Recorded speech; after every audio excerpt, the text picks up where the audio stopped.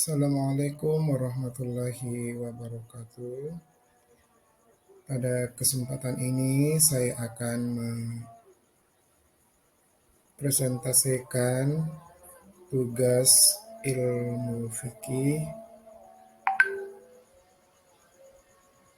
yang akan membahas beberapa bagian, yaitu ilmu fikih, pengertiannya, dan sejarahnya. Pengertian fikih. Fikih adalah masdar dari bab fakiha yafkahu, fakuha yang berarti paham, dengan qaf berharokat dhamma, artinya fikih menjadi sifat alaminya faqaha dengan fathah, artinya lebih dulu faham dari yang lain. Secara istilah, fikih artinya pengetahuan tentang hukum-hukum syariat praktis berdasarkan dalil-dalil rincinya. Yang dimaksud dengan ma'rifah atau pengetahuan mencakup ilmu pasti dan dugaan. Hukum-hukum syariat ada yang diketahui secara pasti dari dalil yang meyakinkan, dan ada yang diketahui secara dugaan. Masalah-masalah ijtihad yang menjadi bahan perbedaan pendapat di kalangan ulama adalah masalah dugaan, karena jika diketahui secara yakin, maka pasti tidak akan ada lagi perbedaan pendapat.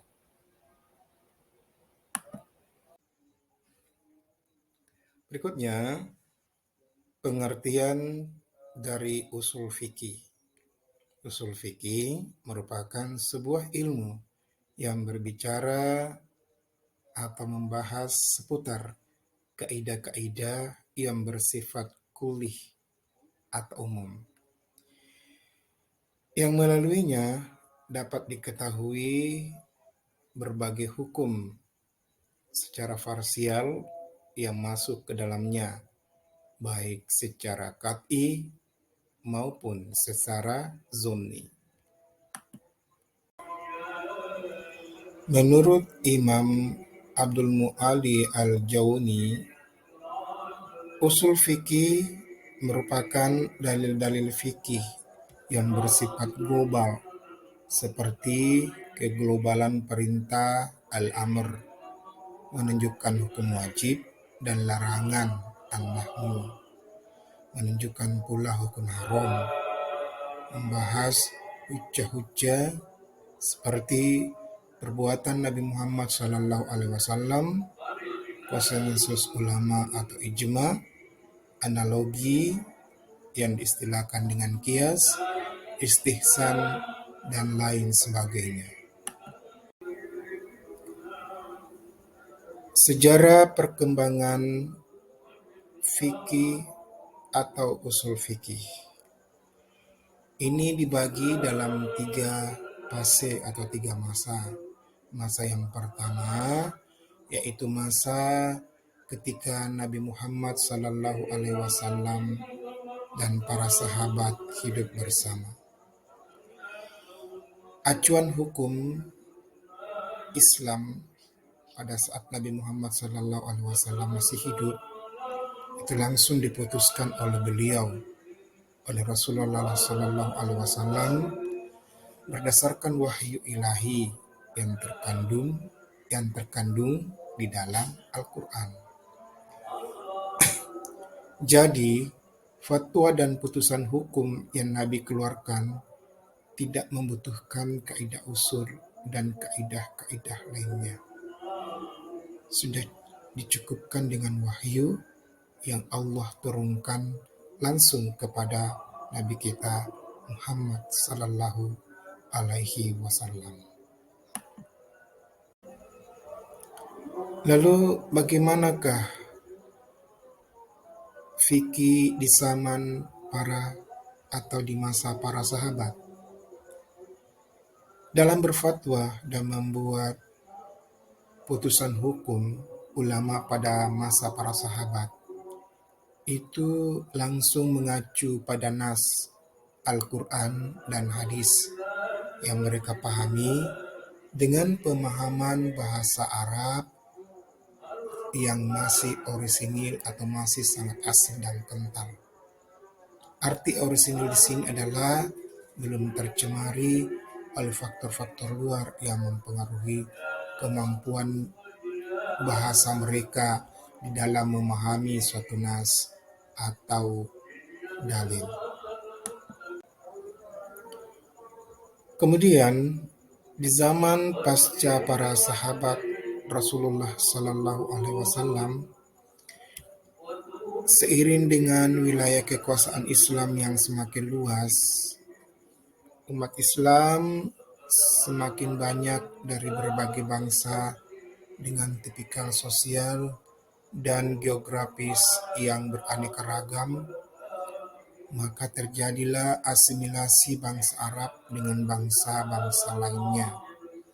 Hal ini berakibat orisinilitas bahasa Arab mulai terancam, sehingga banyak kerancuan di dalam memahami nas atau dalil-dalil fikih. Hal ini mendorong untuk dibukukannya batasan dan kaidah usul fikih demi menjaga orisinalitas yang telah hilang.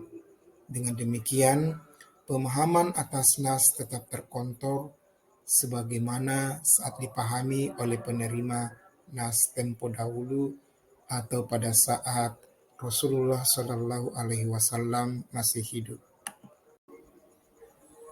Menilik sejarah perkembangan usul fikih atau kaidah fikih, terdapat dua arus besar dalam madrasah usul fikih. Yang pertama adalah madrasah al-ahlu al-hadis atau tekstualis. Ahlul al-hadis membatasi kajiannya pada Al-Quran dan hadis Nabi. Mereka sangat berhati-hati dan tidak mau melangkah lebih jauh. Mereka tidak mendukung kajian nalar. Pendek kata, ahlul hadis beraliran tekstualis. Apa yang tercantum di dalam nas tersebut, maka demikianlah mereka memahaminya tanpa mengalami modifikasi. Kemudian yang kedua adalah ahlul al-hadis, ahlul al-ka'yu. Mereka ini lebih mengungkapkan nas berdasarkan rasio dalam menetapkan hukum Islam. Prinsip mereka adalah satu, demi kemaslahatan umat. Jadi, demi kemaslahatan umat, mereka mempergunakan rasio di dalam mengembangkan dan berijtihad memahami suatu nas. Demikianlah penyajian saya pada hari ini mengenai fikih, usul fikih, dan sejarah perkembangannya. Mudah-mudahan ini bisa menjadi sesuatu yang menambah pemahaman saya secara pribadi dan kepada Anda sekalian. Terima kasih. Wassalamualaikum warahmatullahi wabarakatuh.